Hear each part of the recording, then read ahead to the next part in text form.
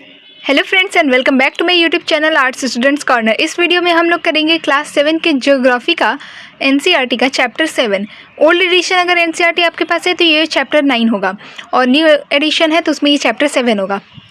Old वाले में 2 chapter extra थे जो कि न्यू में हटा दिए गए हैं। सो मैं एज ए चैप्टर 7 इसको पढ़ा रही हूँ, लेकिन चैप्टर 7, 9 जो भी हो सेम ही है, ठीक है। इसका टाइटल है लाइफ इन द डिजर्ट्स, मतलब कि रेगिस्तान में जीवन कैसा होता है। इस चैप्टर में हम लोग यही पढ़ेंगे। तो अगर आपको मेरी वीडियो अच्छी लगती है तो प्लीज़ लाइक कर दीजिएगा, अच्छी नहीं लगती है तो डिसलाइक कर दीजिएगा, ज़्यादा से ज़्यादा लोगों के पास शेयर करिएगा और मेरे चैनल को सब्सक्राइब करके ही जाइएगा। सो बिना किसी देरी के हम लोग स्टार्ट करते हैं, लाइन बाय लाइन पढ़ते हैं और समझते हैं चैप्टर हमसे क्या कहना चाहता है।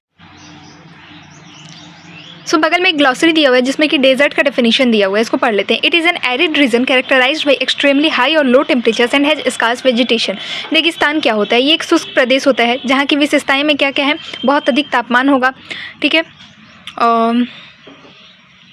या बहुत कम तापमान होगा और बहुत ही कम यहाँ पे आपको वनस्पति यानी कि पेड़ पौधे देखने को मिलेंगे। सब हम लोग स्टार्ट करते हैं। In chapter 5, you have seen that water means life to plants, animals and people. It is difficult for anyone to live in places where there is no water to drink, where there is no grass for their cattle to feed on, and where there is no water to help the crops to grow. So chapter 5 में हमने पढ़ा था कि पेड़ पौधे हो गए, पशु हो गए, मनुष्य हो गए, इन लोग के लिए जल ही जीवन है। जहाँ पीने के लिए जल ना हो वहाँ पे मतलब जानवरों के चरने के लिए घास भी नहीं होगी, फसल भी नहीं होंगे जहाँ जल ना हो। ऐसे स्थान पर किसी भी जीव के लिए रहना, जीवन व्यापन करना कठिन हो जाता है। We will now learn about the places in the world where people have learned to cope with extreme harsh temperatures, in some places as hot as fire and some cold as ice. These are the desert areas of the world. These are characterized by low rainfall, scanty vegetation and extreme temperatures. Depending on the temperatures, there can be hot deserts or cold deserts. The people inhabit these lands wherever little water is available to practice agriculture. इस chapter में हम लोग विश्व के कुछ उन स्थानों के बारे में पढ़ेंगे कि जहाँ लोग मतलब ऐसे बहुत अधिक तापमान वाली जगहों पर भी जीना सीख चुके हैं। इनमें से कुछ स्थान एकदम समझ लीजिए आग की तरह गर्म होंगे या कुछ बर्फ़ से भी ठंडे होंगे, बर्फ़ की तरह ठंडे होंगे। तो कोल्ड डेजर्ट भी होते हैं और हॉट डेजर्ट्स भी होते हैं। मैं कमेंट सेक्शन में चाहूँगी कि आप लोग मुझे कोल्ड डेजर्ट का एग्जाम्पल दें, वो इंडिया में भी है और ये विश्व के रेगिस्तानी क्षेत्र हैं। इन क्षेत्रों में कम वर्षा होती है, बहुत ही कम वनस्पति देखने को मिलेगी और तापमान अपने चरम पे होता है, कम पे हो या ज़्यादा लेकिन अपने चरम सीमा पे होता है। तापमान के आधार पर रेगिस्तान गर्म या ठंडे हो सकते हैं और इन स्थानों में जहाँ कहीं भी थोड़ा बहुत जल उपलब्ध होता है लोग वहीं कृषि करने के लिए बस जाते हैं। पहले बात करते हैं हॉट डेजर्ट सहारा की। Sahara desert, look at the map of the world and continent of Africa. आपको क्या करना है कि वर्ल्ड मैप देखना है, विश्व मैप, और उसमें आपको अफ्रीका महाद्वीप को देखना है। Look at the Sahara desert covering a large part of North Africa. It is the world's largest desert. ये विश्व का सबसे बड़ा रेगिस्तान है। It has an area of around 8.54 million square kilometer. Do you recall that India has an area of 3.28 million square kilometer? The Sahara Desert touches even 11 countries. और ये Sahara desert लगभग 8.54 लाख वर्ग किलोमीटर के क्षेत्र में फैला हुआ है। और आपको ये बात दिमाग में याद होगी कि हमारा जो भारत का क्षेत्रफल है वो 32.8 लाख वर्ग किलोमीटर है। तो सोचिए सहारा डेजर्ट कितने बड़े एरिया में फैला हुआ है। सहारा रेगिस्तान लगभग 11 देशों से घिरा हुआ है और ये देश कौन कौन से हैं? These are Algeria, Chad, Egypt, Libya, Mali, Mauritania, Morocco, Niger, Sudan, Tunisia and Western Sahara. तो ये कुछ देश हैं, इनके नाम आपको याद रखने हैं, 11 countries. When you think of a desert, the picture that immediately comes to your mind is of sand. But besides the vast stretches of sand that Sahara Desert is covered with, there are also gravel plains and elevated plateaus with bare rocky surface. These rocky surfaces may be more than 2500 meter high at some places. जब हम रेगिस्तान के बारे में सोचते हैं, जब आप रेगिस्तान के बारे में सोचते हैं तो आपके दिमाग में सबसे पहले क्या आता है? रेत आएगी, आपके दिमाग में सैंड आएगा। लेकिन सहारा जो डेजर्ट है वहाँ पे बालू तो बहुत ज़्यादा है ही, सैंड बहुत ज़्यादा है ही, लेकिन वहाँ पे बहुत सारे कंकड़ पत्थर वाले मैदान भी हैं, बहुत सारे चट्टानी सतह भी वहाँ पे पाई जाते हैं। और ये चट्टानी सतहें कुछ स्थानों पर तो 2500 मीटर से भी अधिक ऊंची हैं। और यहाँ पे फिगर आपको दिया हुआ है, देखिए। और हमने पढ़ा था कि कहाँ पे वो मशरूम रॉक्स का फॉर्मेशन होता है डेजर्ट, ये आपको याद होगा। डू यू नो, यहाँ पे एक दिया हुआ, इसको कर लेते हैं. You will be surprise to know that present day Sahara once use to be a lush green plain. Cave paintings in Sahara desert show that there use to be rivers with crocodiles, elephants, lions, giraffes, ostriches, sheep, cattle and goats were common animals, but the change in climate has changed it to a very hot and dry region. So ये जान के आपको आश्चर्य होगा कि जो आज से सहारा जो एक रेगिस्तान है, वो पहले समय में बहुत ही हरा भरा मैदान हुआ करता था. सहारा में कुछ गुफाएं ऐसी हैं जहाँ पे हमें बहुत पुराने चित्र मिले हैं, लाइक क्या है, केव पेंटिंग्स मिले हैं. पुराने जो स्टोन एज के लोग थे उन्होंने वहाँ पे पेंटिंग्स बनाए हुए हैं, और वहाँ पे आपको हाथी, शेर, जिराफ, शुतुरमुर्ग, भेड़, पशु, बकरियाँ, सब सामान्य जानवरों के चित्र आपको मिले हैं, हमें मिले हैं मतलब. लेकिन यहाँ पे क्लाइमेट चेंज, जलवायु परिवर्तन के कारण बहुत ही गर्मी और शुष्क प्रदेश हो गया ये सहारा डेजर्ट. और यहाँ पे सहारा डेजर्ट का आपको मैप भी दिया हुआ है. ये अफ्रीका कॉन्टिनेंट दिखाया गया और इसमें जो ये एरिया है लाइट कलर से, ये पूरा सहारा डेजर्ट है. Do you know Al Azizia is in the Sahara Desert south of Tripoli, Libya, recorded the highest temperature in 57.7 degrees Celsius in 1922. सहारा के अल अजीजिया क्षेत्र में जो त्रिपोली लीबिया के दक्षिणी भाग में स्थित है, यहाँ का सबसे अधिक तापमान 1922 में 57.7 डिग्री सेल्सियस दर्ज किया गया था. Climate. The climate of the Sahara Desert is scorching hot and parched dry. It is a sort of rainy season. The sky is cloudless and clear. Here the moisture evaporates faster than it accumulates. Days are unbelievably hot. The temperatures during the day may soar as high as 50 degrees Celsius, heating up the sand and the bare rocks, which in turn radiates heat, making everything around hot. The night may be freezing cold with temperatures nearing 0 degrees. सहारा रेगिस्तान की जलवायु बहुत अधिक गर्म है और शुष्क है. यहाँ की वर्षा ऋतु मतलब बहुत ही कम समय के लिए होती है. आकाश में बादल बहुत कम ही दिखने को मिलेंगे.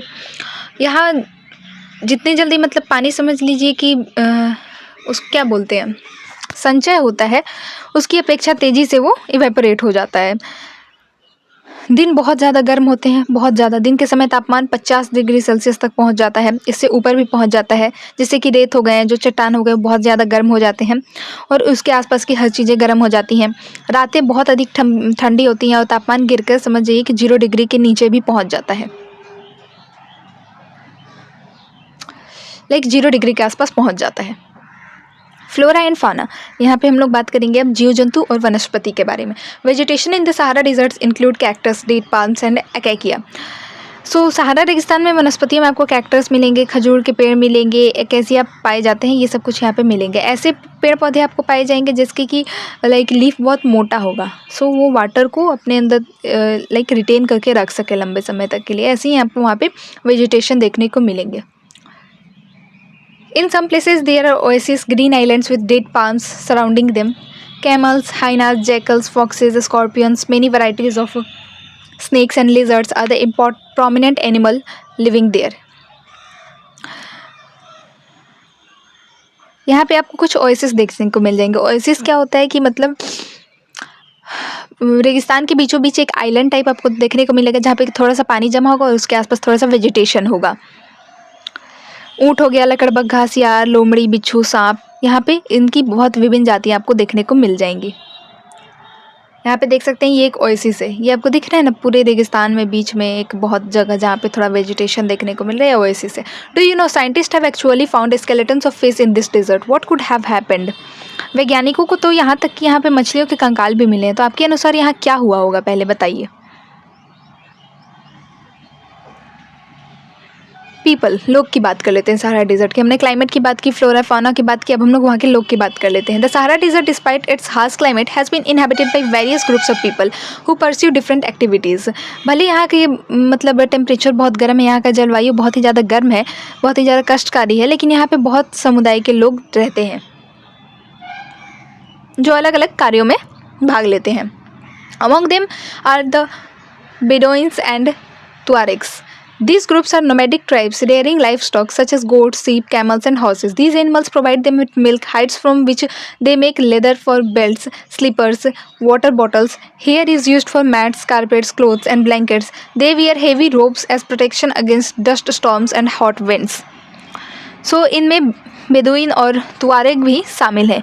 ये असल में एक तरह के नोमैडिक ट्राइब्स हैं जिनको कि हिंदी में बोलते हैं चलवासी जनजाति. ये लोग हैं जो कि बकरी, भेड़, ऊँट, घोड़े ऐसे पशुओं को पालते हैं और इन पशुओं से ही इनको दूध मिलता है। इनकी खाल से ये पेटी, जूते, पानी का बोतल वगैरह बना लेते हैं, चमड़ा प्राप्त करते हैं।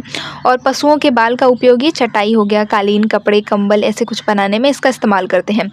धूल भरी आंधियाँ एवं गर्म वायु से बचने के लिए ये लोग बहुत ही ज़्यादा भारी वस्त्र पहनते हैं। तो आपने टीवी में कभी कभी देखा होगा रेगिस्तान में लोग कितना ज़्यादा लगता है कि बोरा पहन के चल रहे हैं ऐसा। The oasis in the Sahara and the Nile Valley in Egypt supports settled population. Since water is available, the people grow date palms. Crops such as rice, wheat, barley and beans are also grown. Egyptian cotton, famous worldwide, is grown in Egypt. So सहारा में जो oasis है या फिर जो मिस्र में नील घाटी है, वहाँ पे लोगों को मतलब लोग वहाँ निवास करते हैं। ये वहाँ पे लोगों के निवास में मदद करती है। यहाँ के जल, क्योंकि यहाँ पे जल की उपलब्धता है। लोग खजूर के पेड़ यहाँ उगाते हैं। यहाँ पे चावल, गेहूँ, जौ, सेम जैसी फसलें भी उगाई जाती हैं। और इजिप्ट में उगाई जाने वाली कपास पूरे विश्व में प्रसिद्ध है। Cotton.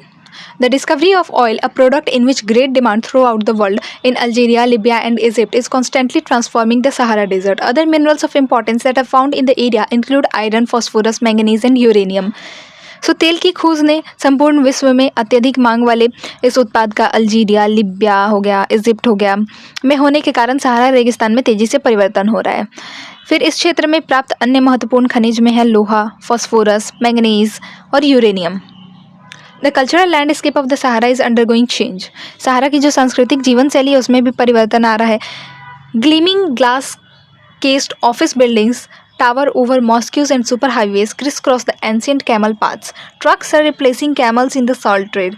Tuaregs are seen acting as guides to foreign tourists. More and more nomadic herdsmen are taking to the city life, finding jobs in oil and gas operations. So यहाँ पे आज यहाँ मस्जिदों से ऊंचे कांच की खिड़कियाँ वाले भवन बन रहे हैं। ऊँटों के प्राचीन मार्ग के स्थान पर सुपर हाईवेज बन रहे हैं। नमक के व्यापार में ऊँटों का स्थान ट्रक ले रहे हैं। तुआरेग लोग जो विदेशी पर्यटकों के लिए मार्गदर्शक का काम कर रहे हैं। और आज अनेक नोमैडिक ट्राइब्स के लोग शहरी जीवन की ओर जा रहे हैं और तेल और गैस के कार्यों में नौकरी ढूंढ रहे हैं। Do you know depressions are found when the wind blows away the sands? In the depressions where underground water reaches the surface, an oasis is formed. These areas are fertile. People may settle around these water bodies and grow date palms and other crops. Sometimes the oasis may be abnormally large.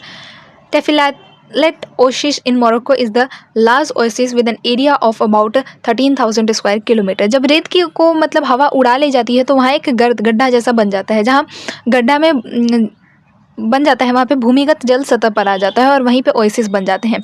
ये क्षेत्र उपजाऊ होते हैं। लोग यहाँ आसपास निवास करते हैं, खजूर के पेड़ तथा कुछ अन्य फसलें उगाते हैं। कभी कभी क्या होता है कि ये ओएसिस असामान्य रूप से बड़ा भी हो सकता है। मोरक्को में ये एक ओएसिस है तेफिलालेट करके। ऐसा ही ये एक ओएसिस है जो कि बहुत बड़ा है, जो कि 13,000 वर्ग किलोमीटर के क्षेत्र में फैला हुआ है। ये जनरल नॉलेज क्वेश्चन है, इसको याद रखना है। कोल्ड डेजर्ट लद्दाख, मैंने आपसे पूछा था, उसका आंसर यहीं पे मिल गया। Ladakh is a cold desert lying in the Great Himalayas on the eastern side of Jammu and Kashmir.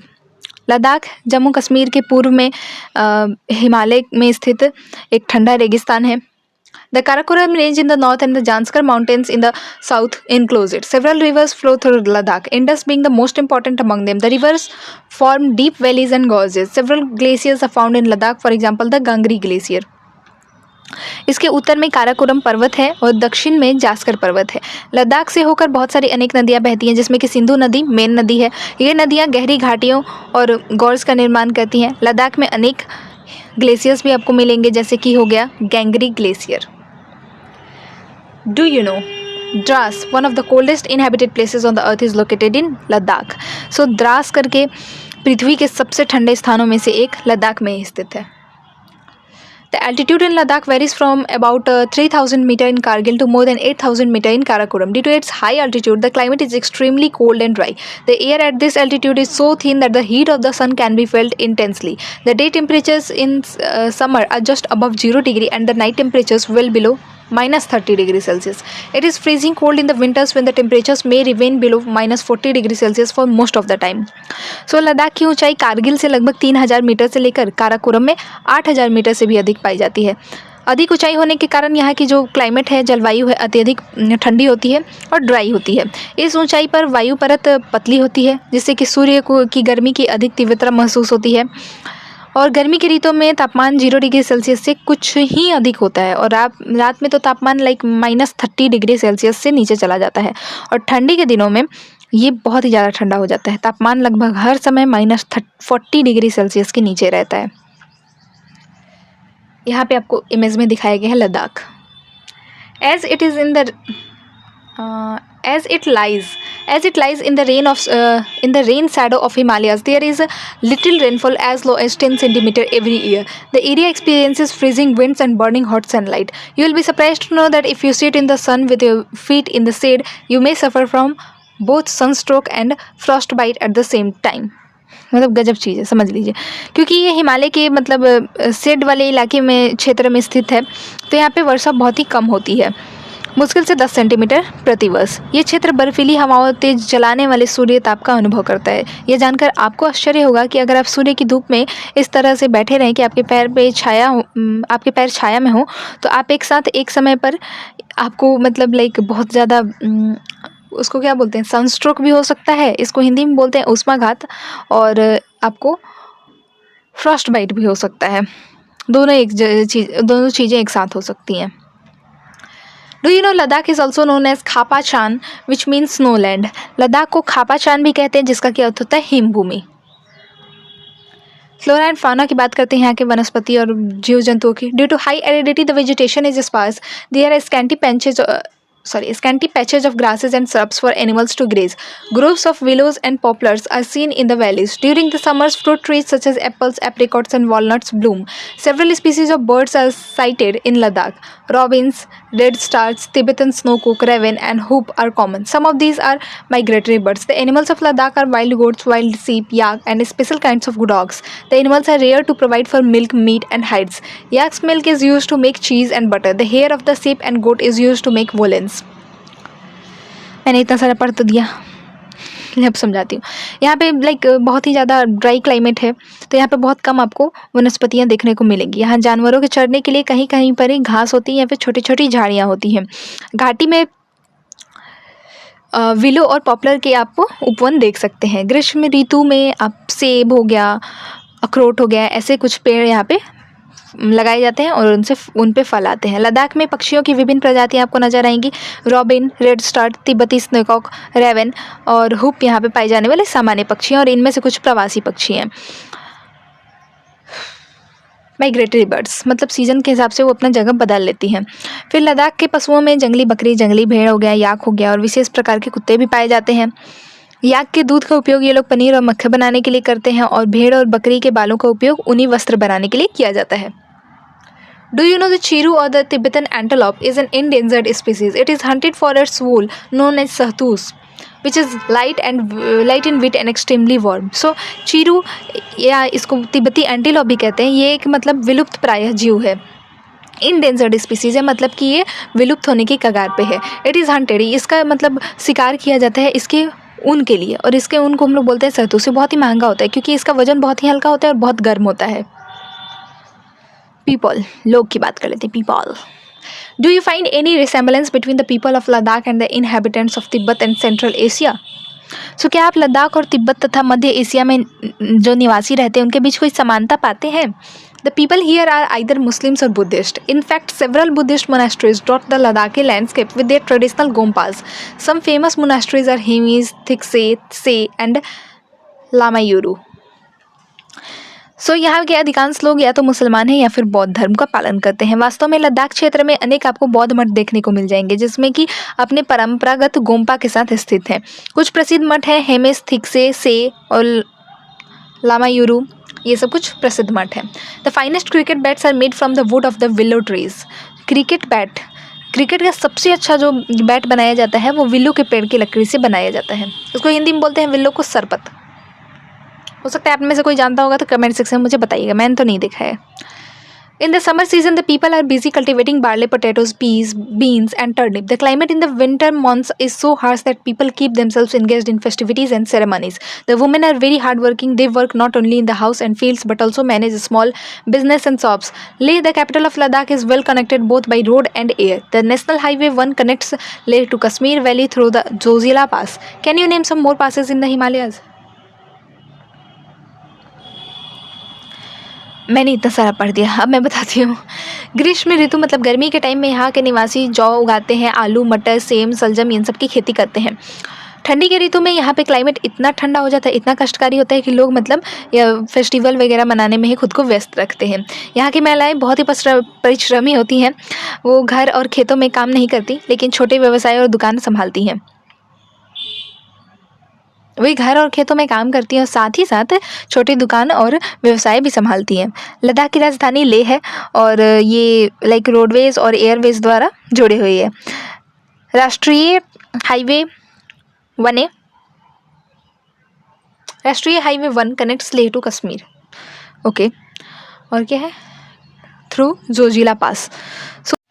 सो ऐसे पर्वतीय क्षेत्रों में बहुत सारे पासेज होते हैं, तो वैसे ही जोजिला पास है जो कि उस पर एक हाईवे बना हुआ है जो कि लेह को कश्मीर से जोड़ता है। और आपको कमेंट सेक्शन में बताने हैं कुछ और पासेज जो कि हिमालय में हैं। Tourism is a major activity with several tourists streaming in from within India and abroad. Visits to the Gom Pass, treks to see the meadows and glaciers, witnessing ceremonies and festivities are important activities. So यहाँ का जो मुख्य क्रियाकलाप है वो है tourism, पर्यटन। देश विदेश से बहुत सारे अनेक टूरिस्ट यहाँ पे आते हैं और गोम्पा देखने के लिए आते हैं, घास के मैदान देखने के लिए आते हैं, ग्लेशियर्स की सैर, उत्सव, अनुष्ठान को देखना यहाँ पे प्रमुख ये सब पर्यटन के आकर्षण हैं। अब मैंने देखिए आपसे पासेस का पूछा था और डू यू नो में बहुत सारे पासेस के नाम दिए हुए हैं, तो मुझे लाइक मैं क्वेश्चन पूछ रही हूँ और वो बगल ही में आंसर दिया हुआ है। ओहो। Life of people is undergoing change due to modernization, but the people of Ladakh have over the centuries learned to live in balance and harmony with nature. Due to scarcity of resources like water and fuel, they are used with reverence and care. Nothing is discarded or wasted. So क्या हुआ कि modernisation होने लगा, आधुनिकीकरण के फलस्वरूप यहाँ के जनजीवन में भी परिवर्तन आ रहा है, लेकिन लद्दाख के लोगों ने मतलब बहुत सारी शताब्दियों से प्रकृति के साथ अपना जीवन यापन संतुलन बनाकर रखा है। वाटर और फ्यूल जैसे संसाधन की कमी के कारण ये आवश्यकता अनुसार अपनी मतलब चीज़ों का उपयोग करते हैं और कुछ भी ये वेस्ट नहीं करते, व्यर्थ नहीं करते, तो ये बहुत अच्छी बात है। और यहाँ पे हमारा चैप्टर खत्म होता है। अब हम लोग करेंगे नेक्स्ट वीडियो में इसका एनसीईआरटी सॉल्यूशंस। उसके बाद मैं इसके नोट्स ऑलरेडी अपलोड कर चुकी हूँ। अगर आपको मेरे नोट्स का PDF चाहिए तो आपको मिल जाएगा मेरे टेलीग्राम चैनल पर, जिसका कि नाम है आर्ट्स स्टूडेंट्स कॉर्नर ऑफिशियल। तो मिलते हैं नेक्स्ट वीडियो में, तब तक के लिए stay tuned. Please like, share and subscribe.